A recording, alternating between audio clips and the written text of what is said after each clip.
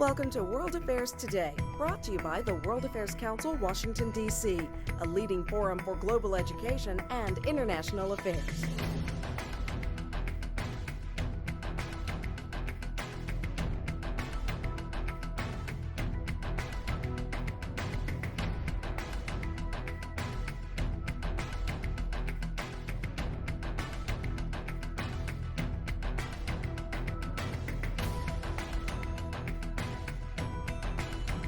Good evening, and welcome to the World Affairs Council, Washington, D.C. I'm Heidi Shoup, President of the Council, and on behalf of the board and members, it's my pleasure to welcome you all here this evening.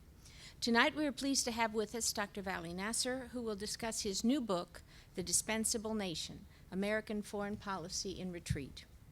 In recent weeks, the Council has hosted foreign policy panels and expert discussions focused on cybersecurity and NSA activities globally, the U.S. involvement in the civil war in Syria, the evolving relationship with Iran over its nuclear enrichment program, China's foreign policy directions, and other topics. We can't forget that we are still involved in a land war in Afghanistan and a drone war of sorts in many other places around the world in an effort to control Islamic radicals, and for good measure add in the confusion in policy directions with regard to events in Egypt, and you have a foreign policy horizon that appears to many to be seriously troubled. Dr. Nasr will help us look at the United States' role in the world today, and I trust this will lead to some very interesting questions and hopefully increased understanding of the many complex issues that are involved in foreign policy decision-making. Dr. Nasr is Dean of Johns Hopkins School of Advanced International Studies and a leading scholar in the Middle East. He is a graduate of Tufts University and received a Master's of Arts in Law and Diplomacy from the Fletcher School and a PhD in Political Science from MIT. He is a member of the United States Department of State's Foreign Affairs Policy Board and previously served as a special advisor to the President's Special Representative for Afghanistan and Pakistan, Richard Holbrooke. Ladies and gentlemen, please join me in welcoming Dr. Vali Nasr.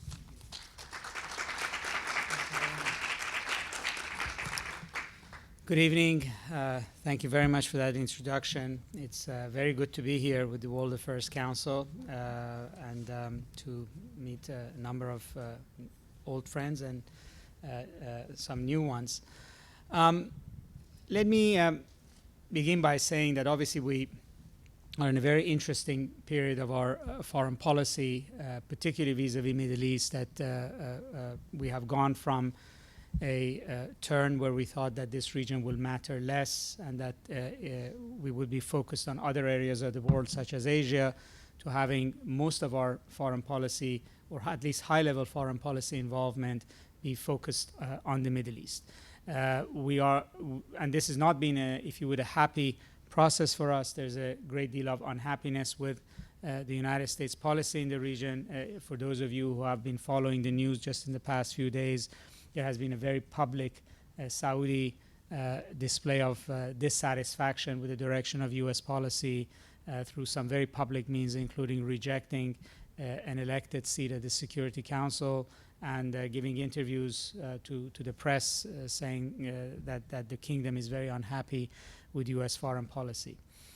If we went back to when President Obama was elected president, there was a great deal of hope for his policy in the Middle East, and that his policy in the Middle East would be a window overall to right-sizing or resetting America's global foreign policy. After all, during the Bush period, the Middle East had become, if you would, the signature foreign policy for the United States. It defined attitudes around the world towards the United States. It became a measure of our foreign policy. And the promise President Obama made on the campaign trail that he was going to correct that foreign policy, and that would be largely a policy of engagement with the region.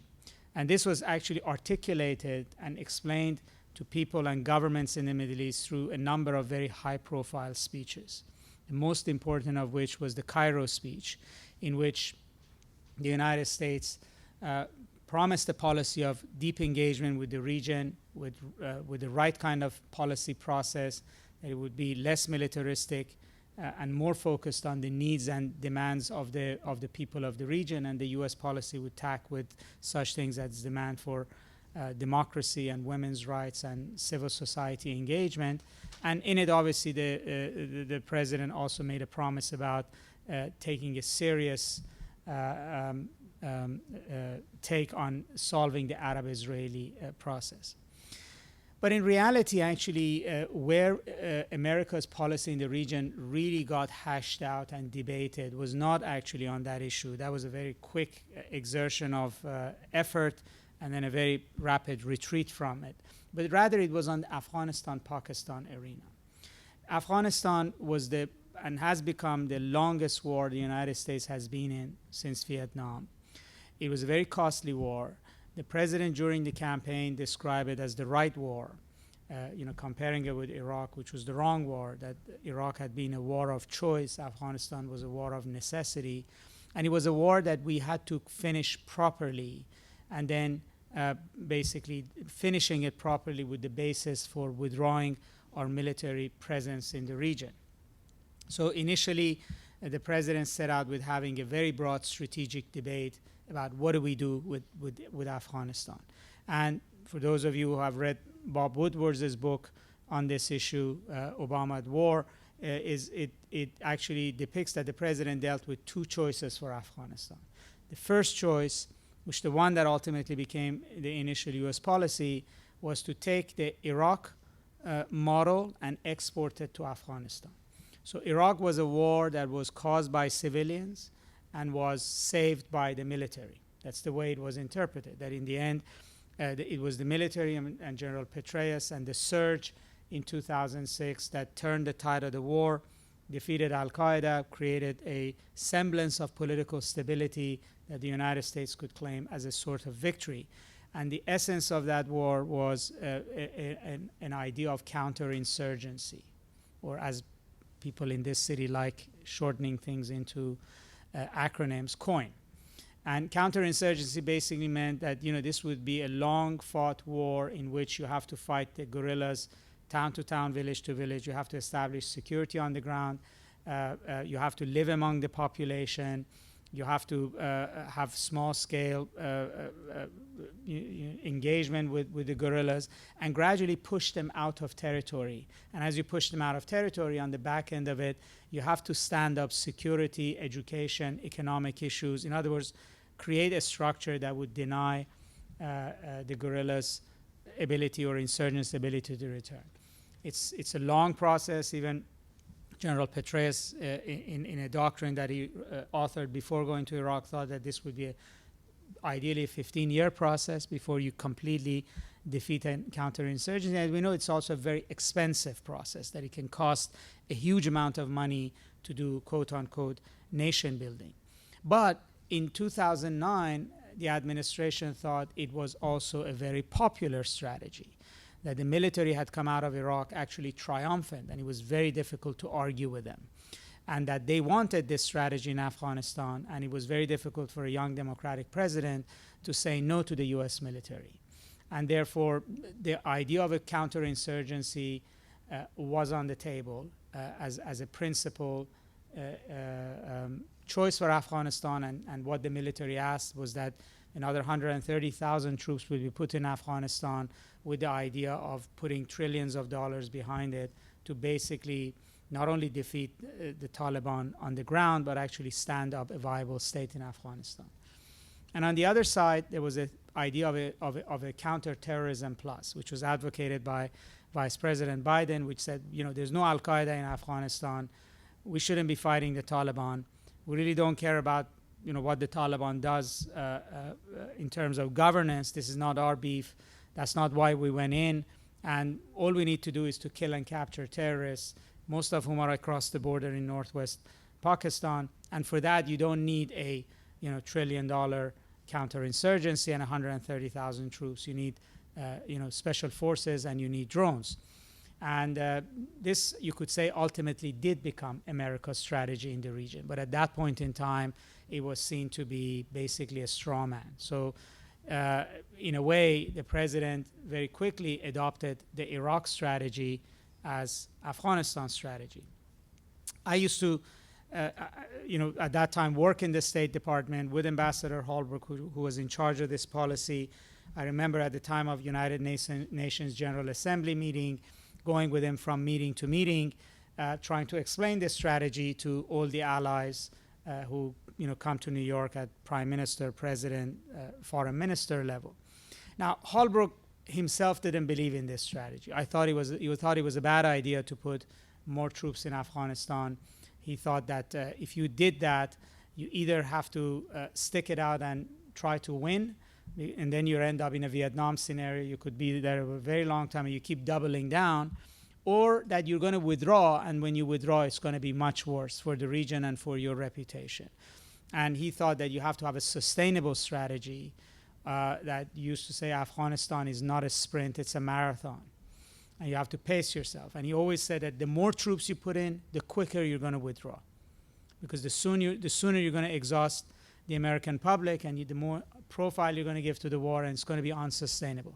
And I think he believed that you should have a much lesser number of troops and instead use that in a way to get to a political settlement. There has to be a political settlement to the war. So the two sides at some point have to agree to a ceasefire, sign some kind of a deal, and then that would be your route out.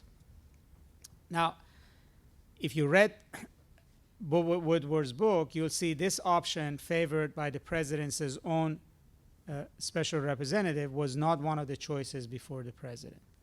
And I think that was a largely domestic decision because nobody wanted anybody think that the White House was considering a political solution to Afghanistan that might involve negotiations.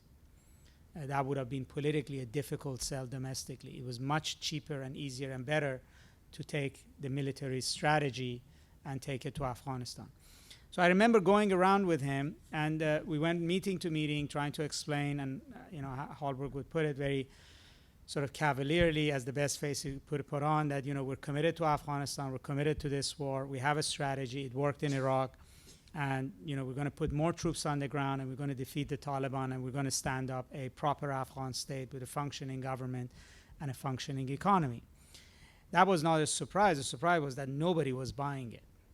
Literally, nobody was buying it. All you had to do is to look into their faces. And finally, one Arab foreign minister was a friend of his, basically cut him half sentence and said, Richard, why don't you just pay the warlords to kill the Al-Qaeda and go home? It's much cheaper. I figure it's going to cost you $20 billion. It's a fraction of what you're spending. If you try to do this, you're going to fail. And when you fail, it's bad for you and it's bad for us. Just go home. Just pay the warlords and go home.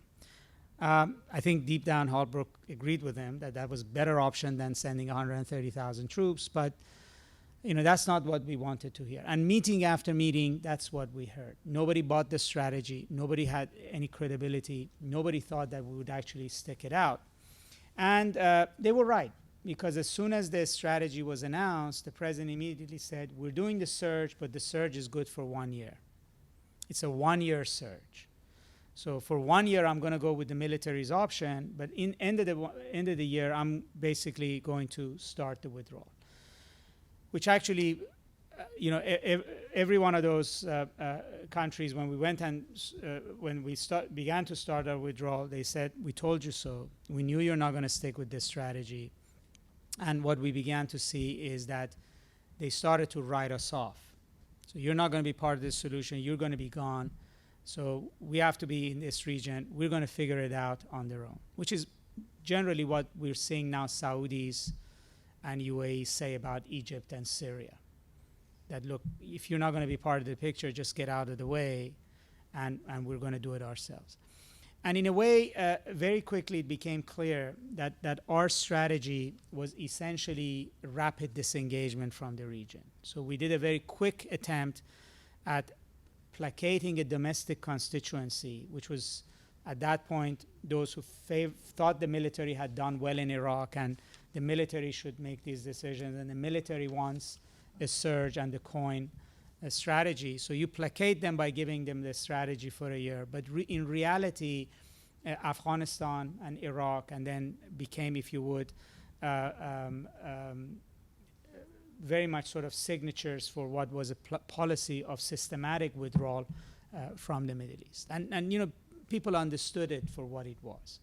Now, this continued even though we had the wave of Arab Spring, whether it was in Egypt, in Syria, in Yemen, in Tunisia. The United States has been largely disengaged. I think if you ask, what is our policy towards Egypt today? There isn't a policy. There isn't. Nobody can tell you what is it that we want, where are we going, how we're going to get to where we want. There just isn't. Until, once in a while there is an eruption, and then we sort of go to battle stations to try to put out the fire quickly, but there's no policy beyond that. So what is America's policy in the Middle East? At that time, it was not articulated, but very quickly it became articulated. Our Middle East policies pivot to Asia. So this was articulated as a forward policy that, the Asia-Pacific region accounts for 40% of global GDP today. It will be probably 60% of global GDP by 2025. That is where the big game is. That is where we got to pitch our tent. And not just pitch our tent, we're pitching our tent to contain China and to deny China domination over this. Okay, so far so good. Except we said that we're going to do this by withdrawing from the Middle East. In other words, in order to be a big player in Asia, we have to close shop in Iraq and Afghanistan, largely because also our pivot to Asia from the very beginning had very clear military overtones. In fact, its opening declaration was announcing 2,500 Marines for Australia. Now, the people in the Middle East, and maybe a period the Europeans too, understood pivot to Asia mean pivoting away from them.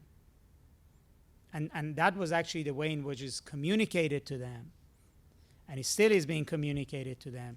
And then America's policies, starting with Afghanistan all the way to Syria today, very clearly said this in very obvious ways, that we really don't believe we have any interest in this region.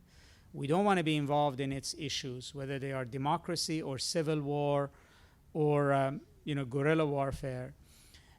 We don't, and also we really don't think that there is any consequence for this disengagement. I mean, the only thing we want to be engaged in is actually counterterrorism. That same policy that Vice President Biden advocated for Afghanistan. As we want be able to use drones and special forces to hunt terrorists, but that's the extent of our interest in the region. So we're not interested in democracy, we're interested in terrorism. We're not interested in economic development, we're interested in terrorism. And generally, we don't believe that we really have a deep commitment in this region. Now, this, in some measure, was very popular with Americans. I mean, people were giddy at somehow there was a sort of a moment of truth that we really don't need Middle East. We've got shale gas, we've got China to worry about, and who cares about this region? Except, we forgot that the world is integrated into one another, and you really cannot escape fundamental problems in one region of the world, particularly in the Middle East, if you want to operate in other areas of the world. There was, and I think that policy is still there. I think still in a very dogged, determined fashion, we are trying not to get involved in the Middle East, regardless of what it throws up, whether it's war or peace or democracy. And we are still committed to this Asia policy, except we no longer call it a pivot, we call it a rebalancing. But actually, it's caused a huge credibility gap for us because we have this very much vaunted, high-flying strategic objective, which has absolutely nothing to do with the day-to-day conduct of our foreign policy. So, our new Secretary of State has barely spent any time in Asia, and he's going from conference to conference on crisis in the Middle East.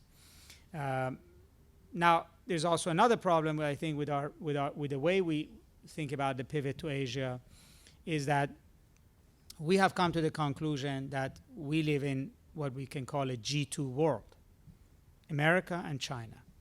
That this is the new sort of superpower for us against which we're going to posture. It's not like the Soviet Union. The competition is not ideological. We're not as disconnected from each other. There is trade, there is money, finance, all of it's there. But China is big, China is rising, China is dominating a larger share of the global economy, and that we perceive to be some form of a threat, if not a military threat. It's a threat to our prestige, to our economic well-being, to the way in which we view the world. Except we've identified China as a global competitor, but we see the arena of competition as very narrowly Asia-Pacific. Whereas in reality, China started in Asia-Pacific, but as it gets bigger, it's becoming more and more global. So China is already a big player in Africa. It's moving into Latin America. But most interestingly, China is pivoting west towards the Middle East. First of all, population centers and industrial centers in China are moving north and west, closer and closer to the boundaries of Central Asia and the Middle East. China's energy needs are now much more focused on the Middle East. So China is now the #1 oil importer from Saudi Arabia. And it's going to be a major consumer of oil and gas from not only Persian Gulf, but also from Central Asia. China looks at the Middle East as not only an energy source, but as a network of pipelines, railways, roads that it needs for its industrial production. And China, unlike us, actually looks at the Middle East as a massive market. Middle East has a sizable middle class. It might not appear on the radar of Western producers, but actually is a very sweet spot for many Chinese exports and Chinese producers. The Chinese have a very different conception of the Middle East. And the Chinese are very happy for us to leave the Middle East. I think the Chinese would like to have as little of American presence on their borders as they can manage. And the Chinese view American presence on their western borders, where you have Muslim, Turkic populations that are separatist, as potentially dangerous to them. So they're very happy with our pivoting it away from the Middle East, just as they pivot westward in that direction. Now, they're not pivoting to fill our gap, our absence. They're pivoting there because their economic interests is making Middle East relevant to them. And if we look at the world as a global competition with China, then we should look at it as a global competition with China, and Middle East is a big part of that global competition. The Chinese really depend on Middle East, or need Middle East.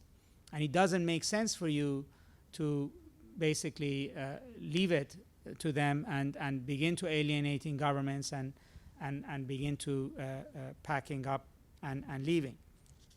Now, all of this, as you can see, has gradually begun to sort of corrode relations between the United States and the Middle East. So, Saudi unhappiness, UAE unhappiness, all the countries in the region are unhappy with the U.S. approach. Nobody wants to be ignored or be said to be unimportant. But also because there is a belief that the U.S. neglect has actually worsened things in the region. That the disengagement with the Arab Spring has created greater possibility for what were hopeful movements that will end up being situations of chaos and collapse and problem. So, just take the case of Egypt. We don't know what might have been. But if you compare Egypt to countries that went democratic in Eastern Europe, Southeast Asia, Latin America, there are many things that are different. Yes, this is a religious government. They were incompetent. They were thuggish. But on that category, they're not that different from many other new democrats. And you can blame it on Arab history. You can blame it on Islam. You can blame it on many things. But there's one very key difference between democratization in the Middle East and democratization in those areas of the world, and that's the absence of the United States, and particularly absence of economic engagement with young democracies. So the United States, you could say there are many reasons why Eastern Europe went democratic. They hated the communists, there's his cultural history, all of that is there. But it's also true that the United States and the European community and the financial institutions put over $100 billion into East European economies between 1989 and 1999. And that is dollars of that time period. If you account for it for today, we're talking about maybe $300 billion and more money was put in a 10-year period. On the insistence of France's president in 2011 at a meeting of G8 in France at Deauville, the industrial countries committed $9 billion to the entirety of the Arab world as part of the Arab Spring, of which only $116 million has actually been spent or has been given out. So, the level of commitment to democratization in Egypt, financial commitment, has been a big zero. The economy began collapsing. In that collapsing environment, the Muslim Brotherhood began, getting into a panic mode and incompetent and all of that there. But, you had a situation of meltdown. It didn't necessarily help stabilizing the governments. Most political reforms in these young democracies always is backed by a grand bargain that is economic. Economic transformation is a big part of it. Or you look at Tunisia, you look at any of these countries, there's absolutely no American engagement. Now, Arab Spring has produced bad economies, unstable policies, and regional conflicts. And in the middle of that, you largely have a serious withdrawal of the United States, which is creating a much more difficult scenario. Now, all of this sort of leaves one country right now out there sort of as a good news story, and that is the case of Iran. And there is a possibility for at least a potential change in the routine with Iran of continued escalation of sanctions and the Iranians lashing out across the region by supporting Hezbollah and Hamas and undermining other regimes, and then continuing to build their nuclear program. But first of all, that largely could also be read in the region as essentially a policy of completing the withdrawal, which is if the United States arrives at some kind of a modicum of a deal with Iran, then he can basically say, you know what, we've already written off the Arab world. We've arrived at something on Iran which we can take the military option with Iran off the table. If we take that off the table, if there is some modicum of a deal, then we really can basically wash our hands off the region. And actually, that's one of the reasons that the neighbors worry, because the only thing that's keeping us in the Persian Gulf right now, militarily, by and large, is the Iranian threat. If that threat is less, then that might mean something different. There is not a deal yet, but we'll see where it goes. But also, in reality, up to now, Iran has done most of the heavy lifting in changing the dynamic of this discussion. So most of the risk is on the Iranian side, on the Iranian president's side, let me put it that way. So, there's a possibility that the U.S. may meet Iran at some point in terms of arriving at a deal, but that remains to be seen. The Iran picture is one that is in flux, but in the rest of it, I think we generally have made a decision with regard to our withdrawal from the Middle East, and that's going to be enormously consequential in terms of what will unfold in that region. That was a troubled region even when we were playing a stabilizing role. Without that stabilizing role, it's likely to be much more problematic. Why don't I stop here and be very happy to hear your thoughts and answer your questions. You spoke considerably about the pivot towards Asia and withdrawal from the Middle East. And I was wondering if, considering the fact that the threat of international terrorism has kind of remained in the Middle East and really exploded in Africa, particularly in the Sahel, whether or not that it would be better categorized or better talked about as a pivot away from the question of terrorism and the global war on terrorism, and more focusing on state actors, resuming our relationship and dealing more strategically with potential threats from other states like China. Well, in the context of terrorism itself, we made a decision that we would like to treat counterterrorism much more narrowly, because we thought that if we dealt with the idea of states and economies and countries, we'll get into nation building. And since we thought that was expensive and we didn't want to do it, it's much better to focus on, basically assassination, kill and capture, drones, special forces, which is much more light foot. The problem, and for a time we thought that was a great strategy. And in fact, if there was one thing we were really engaged in the Middle East, starting with Afghanistan, Pakistan, and then Yemen and on, was this use of drones. But actually, I think that has in some ways collapsed because, first of all, I don't think it's a scalable policy. You can't really be droning in 20 different countries at the same time. It's politically not viable because it does create an enormous amount of resistance and animus among the local population. So there's, you could kill or capture one or two people, but it cannot be your policy with that country on an ongoing basis year after year. And thirdly, is that the Arab Spring has produced a lot more failing and failed states and open territories. So why is it that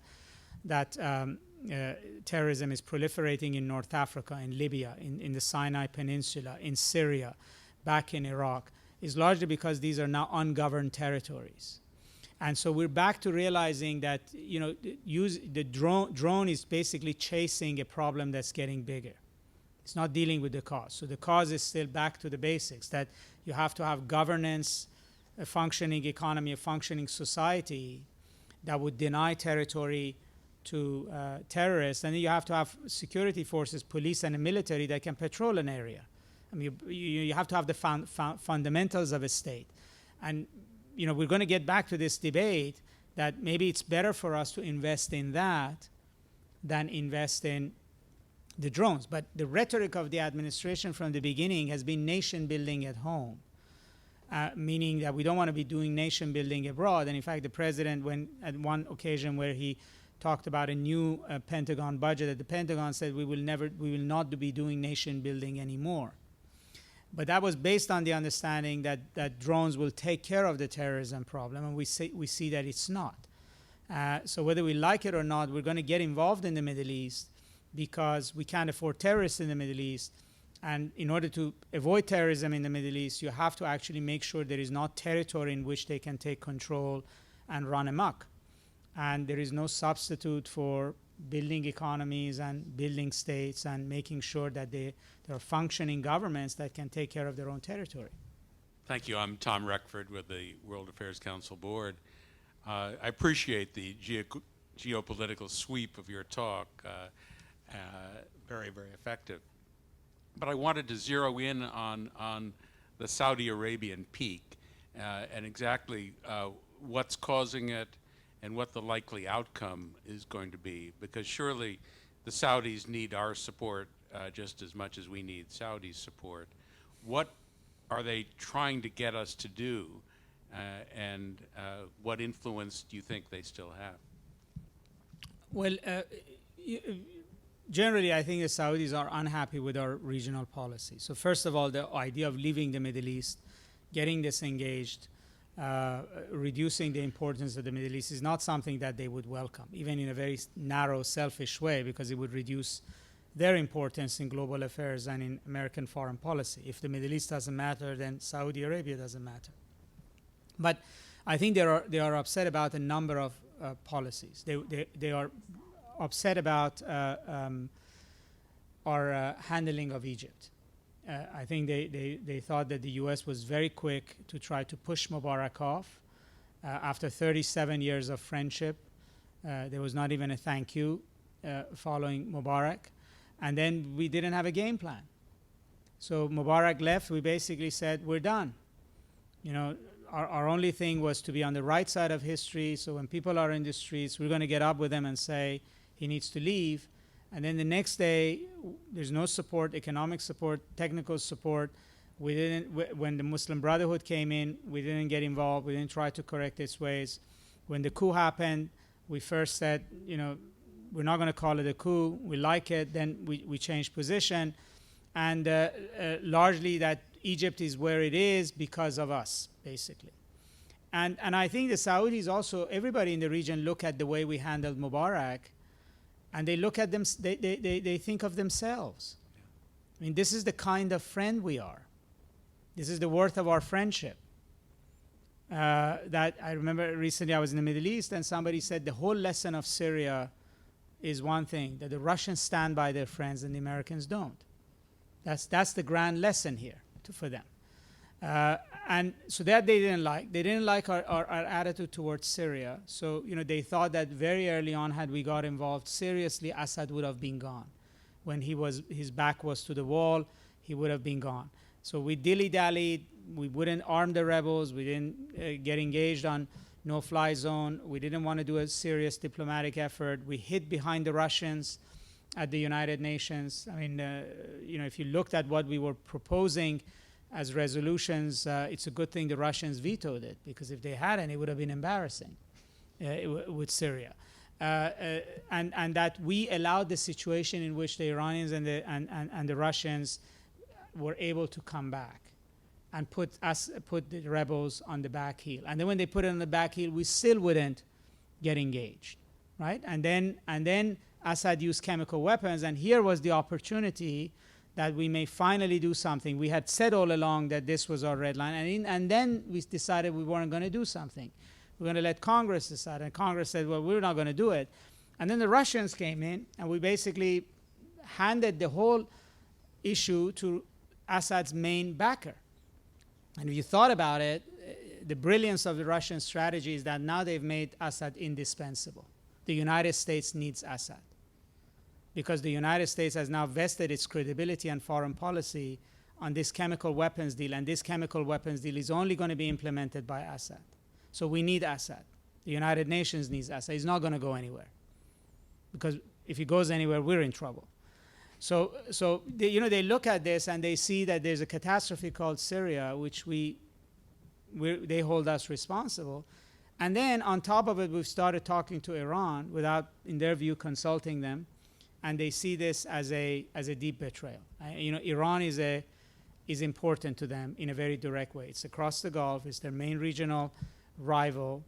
It's a country in which they have ongoing battles. So Saudis and Iranians are facing off in Afghanistan, in Pakistan, in Bahrain, in Iraq, in Lebanon, in Syria, and they're deeply worried that all the United States is interested in is leaving the region, and they're now beginning to express it very publicly. What influence they have, that's a good question.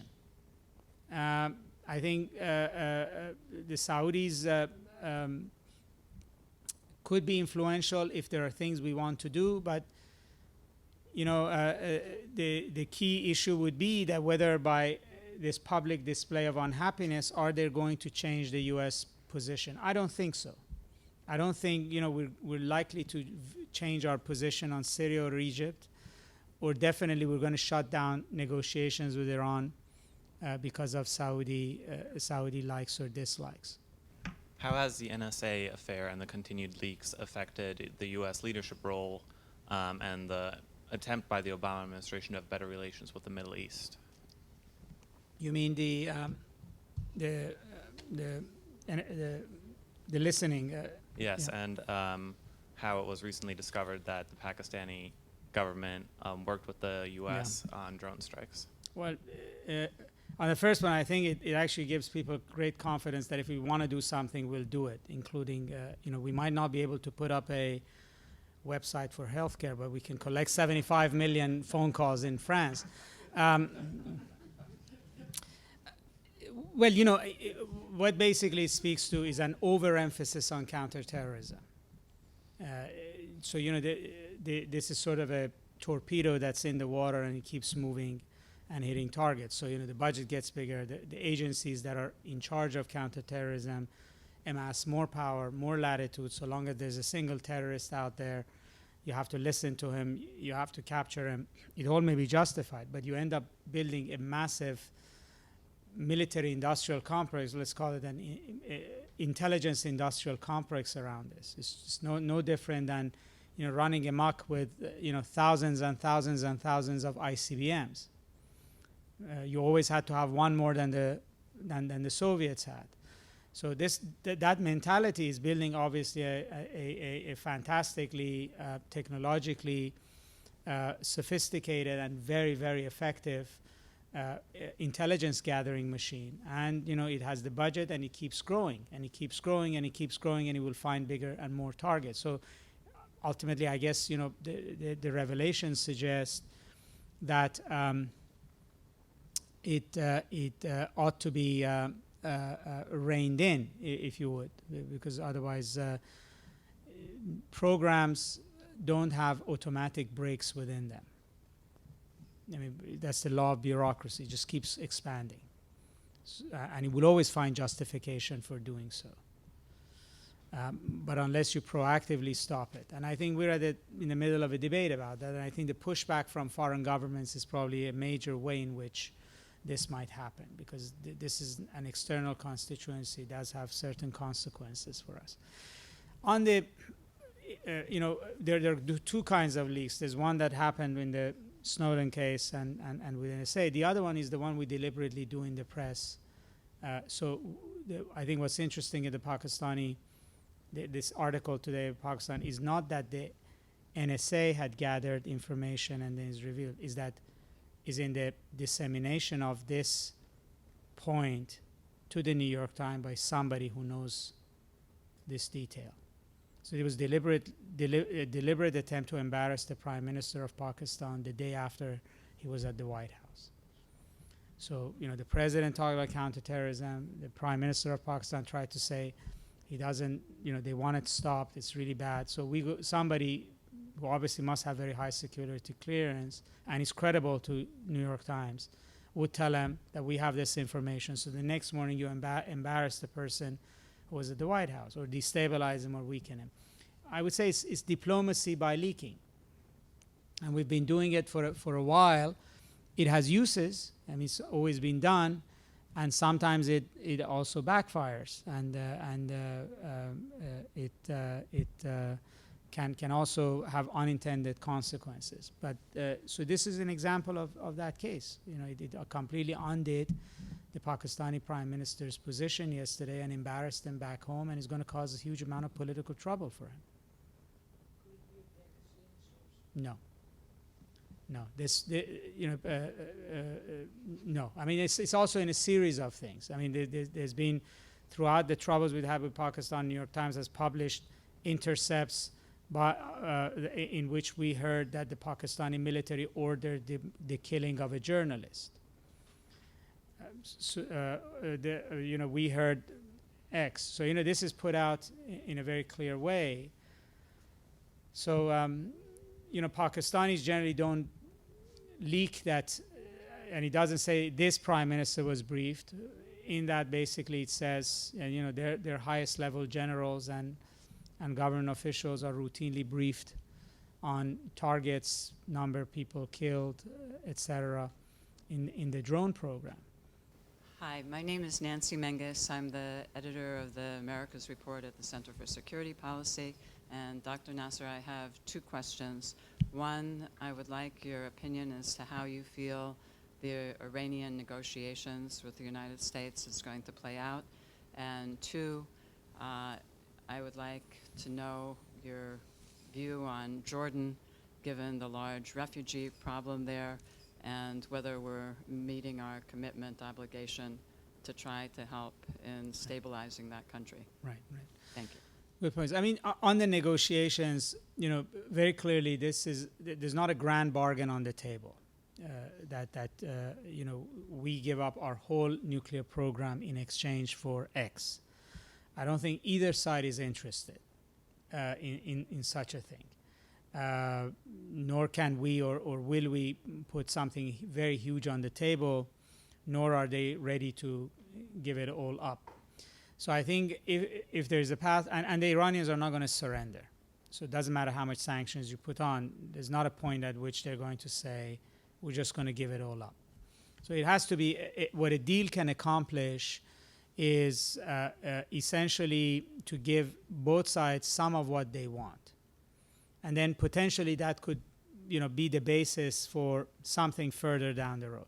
So we know some of what we want, even if it's not the entire halting of the program, is that they cap enrichment at 5%, stop building more centrifuges, maybe dismantle some centrifuges, reduce the number of centrifuges, ship their 20% enriched uranium that they have outside of the country somehow, and sign an additional protocol to the IAEA, that's the International Atomic Energy Agency's rules and regulations, and provide much greater transparency of their program than is currently the case.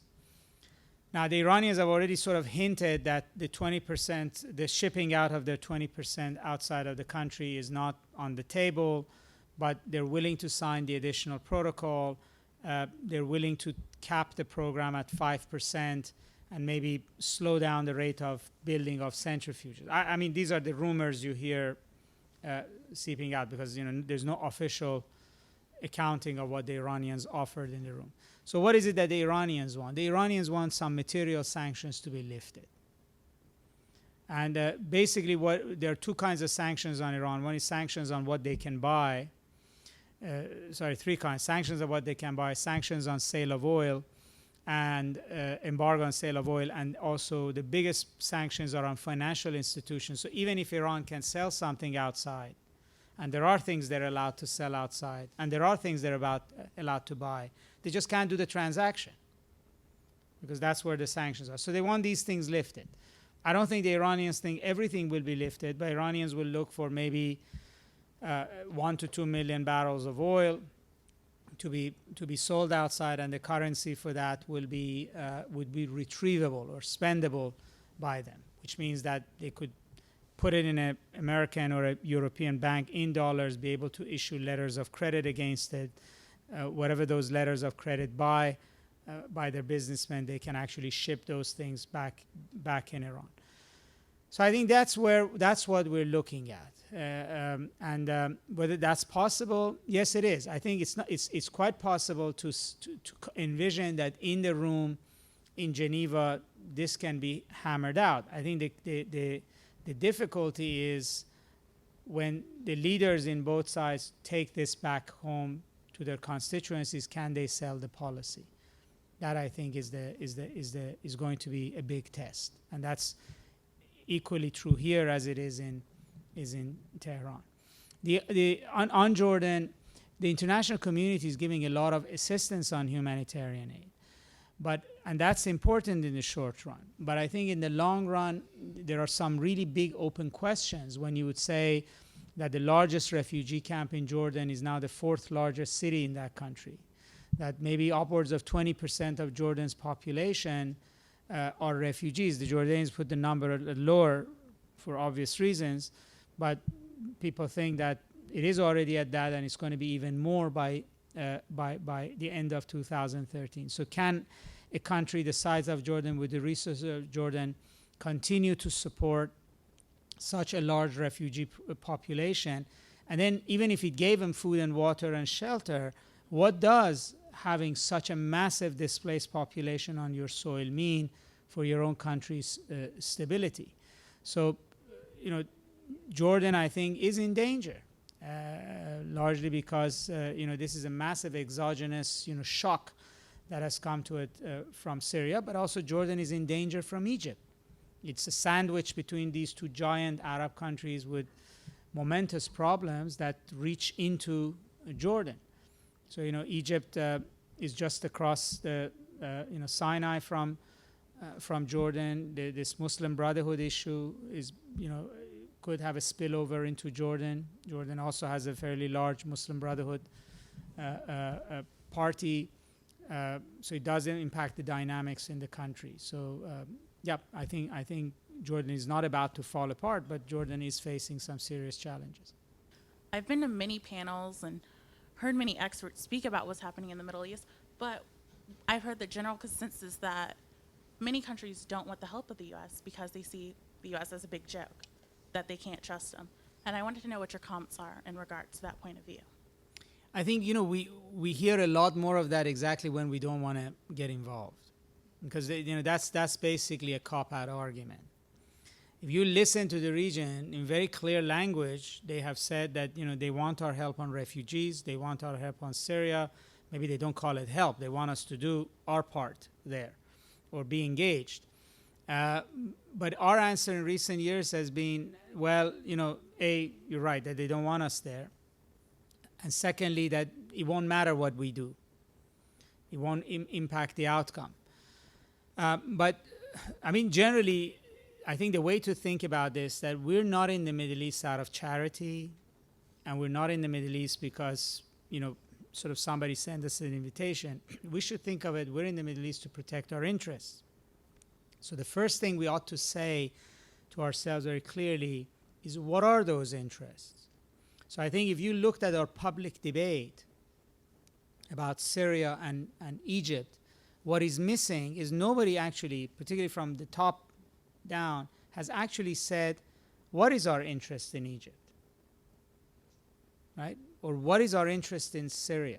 If we actually can honestly say we have no interest whatsoever in the outcome, then you would say, okay, we should wash our hands off of it, because you're right, we shouldn't meddle in things where we're not welcome and can't make an impact on the outcome.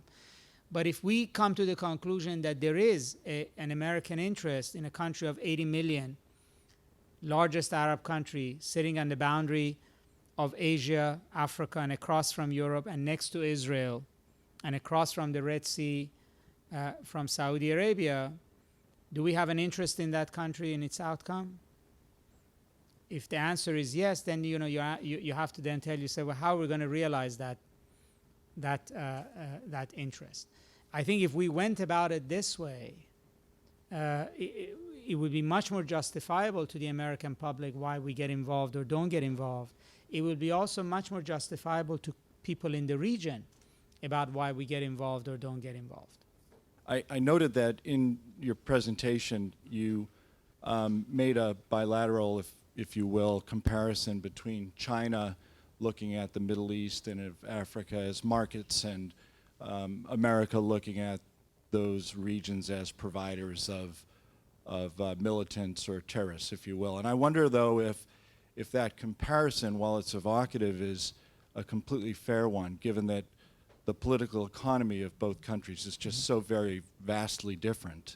The very logic for the state from the American perspective is so different from the very purpose of a state from the Chinese perspective. And so I wonder if you would comment a little further on, given that the economic actors in China are very closely aligned with the state, whereas that's not nearly the case in the U.S., and much less for the multinationals that are also involved in the Middle East. Clearly, many American industries and corporate interests are, in fact, investing in the Middle East, even if the American state doesn't promote that very directly. No, these are all very good points, and actually this complaint about the relationship between state and industry in our competitors was very clear, for instance, in our views of Japan in the 1980s.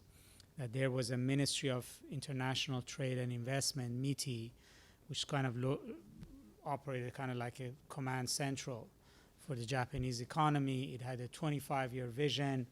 It was able to bring the financing from the banks, the companies, the R&D, and sort of create a long-run game plan that actually paid off in a catch-up by the automotive and electronic industries in Japan. So in China, that is replicated as well, that you have state industries and you have also now trillions of dollars in the form of sovereign fund, which allows that sort of forward investment in these countries. So, the Chinese are much more able to follow that narrative. We don't. You're correct. So, I mean, there are advantages to the American system of innovation, entrepreneurship, et cetera, that comes from the freedom that our businesses have from government control and bureaucratic direction. But when it comes to places like Africa, they just are not able to put on the table the kind of things the Chinese could. So no American company can go to an African country and promise universities, roads, hospitals, airports, railway systems, all of those things, in exchange for proprietary control of, say, a source of raw materials. And also the decision making in our country, really we don't have institutions that even really bring businessmen and government people together other than during election financing season. And that's not in a systematic way. But even in Europe, there's a much tighter relationship between captains of industry and heads of government. So during periods where we felt ourselves to be on the back heel with economic competition, these issues come up recently, because in every one of these cases, you've had a case of successful state-led intervention in the market, which we don't have. And that's a very, very important point. So particularly, I think, in the case of China, because it's bigger than Japan and it's maybe a longer threat than Japan, and unlike the Soviet Union, this is not a hard threat right now. We're not really competing on aircraft carriers and ICBMs. We really see the Chinese threat largely as an economic threat. So your point actually goes to the heart of whether we have a comparative advantage or a comparative disadvantage in this fight. So I think it's a very, very fair point. Now, the other side of the argument you made is that the fact that we get continuously sidetracked or focused on security issues, either at the expense of economic issues or in tandem with economic issues, I think is a different set of problems for us. There are a lot of other debates about this. I mean, there are people who say, well, the Chinese can get into these things because they just don't have the military wherewithal to get into it. And if you don't have the military wherewithal to get into these things, then you find other ways of getting along. And that in some ways, we can engage in counterterrorism because we have the military means, and because we have the military means, we get engaged in counterterrorism. I mean, it becomes a sort of a vicious cycle. So whether China 20 years from now will have a much bigger navy and much bigger air force and would get into messier situations, because when it comes to the moment of decision, if something happens in Africa, the Chinese don't have a military option on the table, right? So they never go down that road. But because we have the military option, we go down roads that can then entangle us in much longer issues. And that's a reality. That's a fact. I mean, I think the president, to this extent, is correct that, and this is also goes to the question about NSA, that the trend we've gone down has created an oversized military and intelligence capability in the United States, and that becomes, that then decides its own scenarios because of what is available. So imagine if we couldn't deploy in Africa today. What would we do with Africa? We probably would eventually come up with other sorts of strategies in dealing with it. Thank you. Thank you for joining us for World Affairs Today, a production of the World Affairs Council, Washington, D.C.